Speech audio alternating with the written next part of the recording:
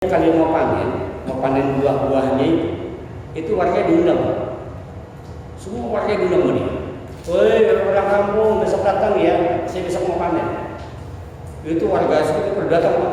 Kata semua yang kaya mesti datang semua situ. Nah, si orang soleh ini pertama dia metik dulu nih, dia cukupin keluarganya dulu sebagian sisanya buat kebutuhan. Selebihnya diserahkan kepada masyarakat. Ayo yang mau ngambil silakan dah ambil. Itu masuk luar biasa.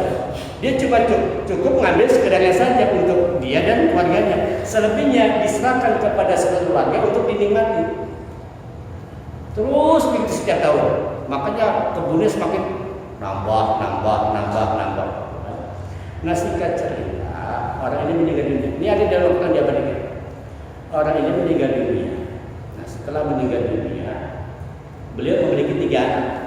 Memiliki berapa? 3 anak. A, B, C. Nah, setelah meninggal dunia, ini kompromi anak-anaknya. Kalau dulu mah orang tua kita kan bagi-bagi ke orang-orang kan kalau itu masih sedikit kita doang. Wajar. Nah, sekarang nggak bisa. Nah, kan gitu dulu. Kita juga bertiga, belum anak bini kita. Udah besok-besok kalau kan nggak usah ngomong orang-orang. Nggak usah ngomong orang-orang. Jadi sifatnya berapa derajat? 180 derajat dari orang tua. Ini 3 saudara ini sepakat untuk tidak lagi membagikan hasil panen. Udah, kapan? Besok kita panen. Besok kita pergi gelap-gelap, diem-diem aja supaya orang-orang jangan sampai tahu. Bahasa yang disebutkan jangan sampai orang miskin tahu. Itu menggunakan kata miskin. Artinya bukan masakin tapi miskin. Sampai satu orang miskin itu nggak boleh tahu kok dia mau panen. Ketika malamnya itu besoknya mau panen, malamnya Allah Subhanahu Wa Taala itu mengutus malaikat menjadikan seluruh perkebunannya hitam gosong. Hitam gosong. Habis semua. Allah musnahkan itu. Angus gosong. Nah, pas pagi-pagi gelap-gelap sekali 3 orang ini pergi ke kebun. Ada waktu panen, ayo panen. Berangkat. Pas sampai di kebun kaget. Ini bukan kebun kita, hitam semua, kebun kita nggak gini gitu. Saking nggak percayanya bahwa seluruh tanamannya habis.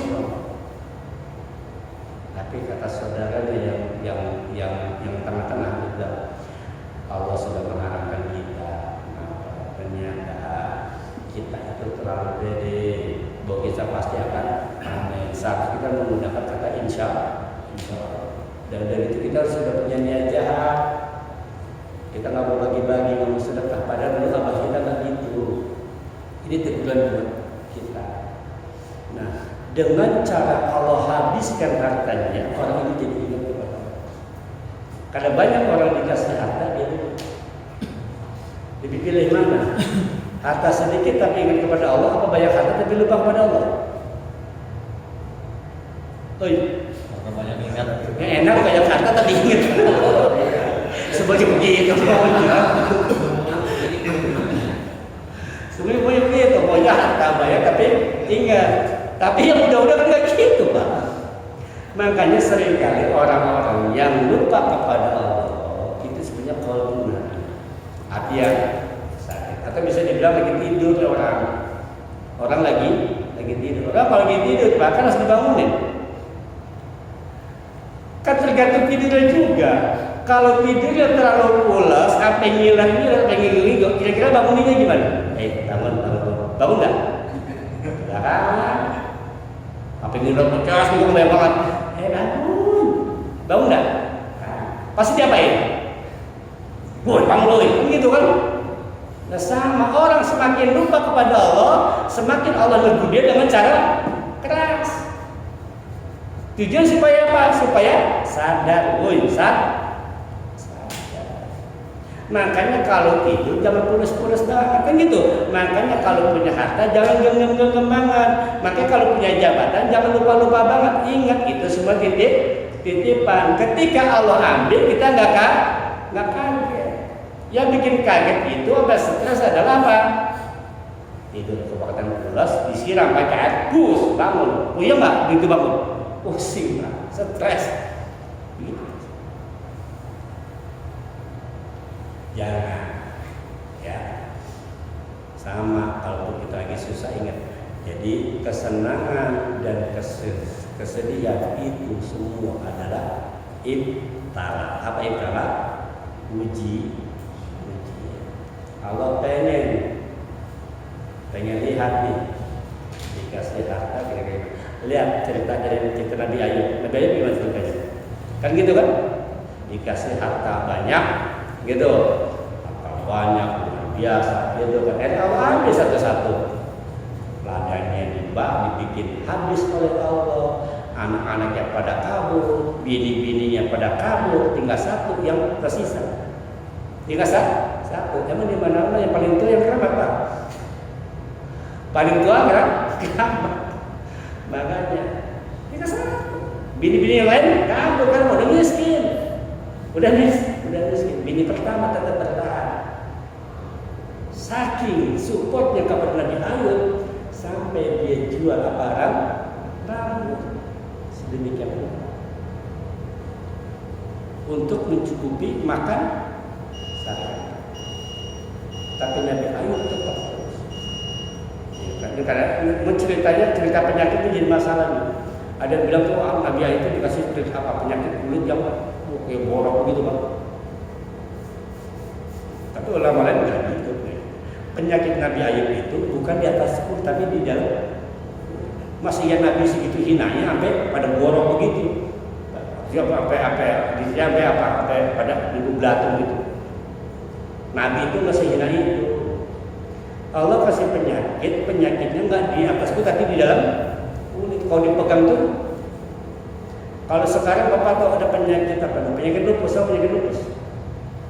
Ada nggak? Penyakit lupus itu Pak, jangan kata Bapak sentuh, ketiup angin aja sakit. Itu penyakit lupus, rambut pada rontok, begitu kan? Penyakit lupus. Karena apa? Itu imun yang dihajar, dia tahan tubuh. Nah, tapi sedemikian rupa tetap dia. Akhirnya apa? Allah kasih dia kesembuhan, kan gitu kan? Allah kasih kesembuhan, hartanya dikembalikan lagi. Sama Pak, hidup itu terulang. Kita pernah jaya, Allah uji lagi dengan dihabiskan, nanti naik lagi. Itu pasti. Hidup nggak selamanya di atas terus, nggak selamanya di bawah terus. Pasti semua akan selesai. Pasti selesai. Ketika kita dikasih kaya, ingat ada batasnya. Suatu saat Allah akan ambil ini semua. Tetapi orang yang sudah posesif kepada harta itu sudah pasti pelit. Posesif. Semakin dia sulit mendapatkannya, dia akan semakin posesif. Umumnya orang-orang posesif kepada harta itu pasti pelit, kikir. Itu sudah pasti. Apa posesif?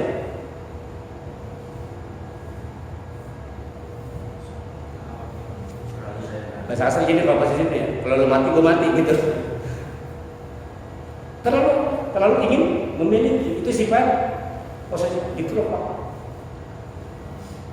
Semakin dia ingin memiliki hartanya, nanti kita akan bahas malan hurban damah, watakuluna terus aklalam, ini akan ayat ini sampai akhir ini bicara tentang harta, karena dua hal inilah yang sering menyebabkan manusia lupa kepada Allah. Nama baik dan harta itu yang selalu dibuat oleh manusia untuk mencari. Kita akan bahas nanti. Intinya satu, bahwa Allah itu ketika ingin menjadikan kita lebih kuat, kita lebih hebat di mata Allah SWT, lebih mulia, biar nanti ketika pulang Allah berkata, ya Tuhan nafsul mutmainnah. Di ayat ada itu kan. Ini proses kesadaran Pak. Makanya kita belajar ini. Kan dari awal saya ngomong dulu kan. Orang yang berpegang pada ayat 1, 2, 3, 4 ayat awal dengan nanti akan berkaitan dengan ayat-ayat yang sudah Al-Fajr. Di awal kita sudah bilang kan, 4 awal surat Al-Fajr akan berkaitan dengan 4 ayat surat Al-Fajr. Wal Fajri nanti ujung-ujungnya apa? Ya Tuhan nafsul mutmainnah. Namun untuk mencapai ya Tuhan nafsul mutmainnah, Allah akan uji dulu. Uji dengan cara apa? Uji dengan cara